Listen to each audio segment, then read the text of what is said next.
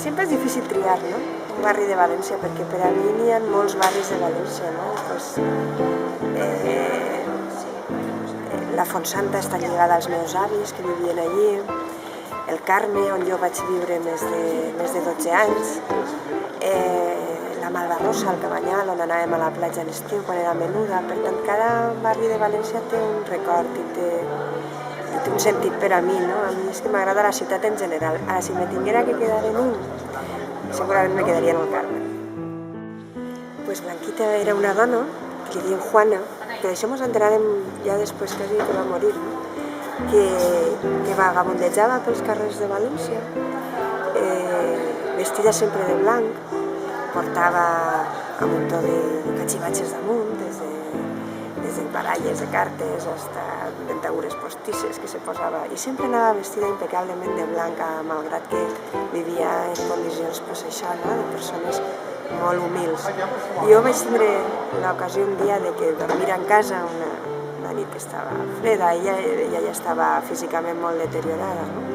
I era un personatge molt singular. Tota la gent del barri del Carme i en general del centre de València la coneixíem i per tant crec que la triaria d'ella. El Saler, sens dubte. Recordo sobretot el Saler que anàvem quan jo era menuda i veníem de vacances a València perquè jo vivia en Alemanya. Quan anàvem al Saler era la platja que més m'agradava perquè dinàvem en la Pinada i aquesta olor inconfundible de la Pinada del Saler forma part pràcticament de la meva essència, no? I jo que soc molt olfativa i molt mediterrània, doncs jo triaria sempre la platja del Saler. El millor de València, jo crec que el millor de València és la gent, no? És la gent, però també els barris, també eixa València que no és la que se ven, diguem, per als turistes, en la València glamurosa esta que ens intenten vendre ara.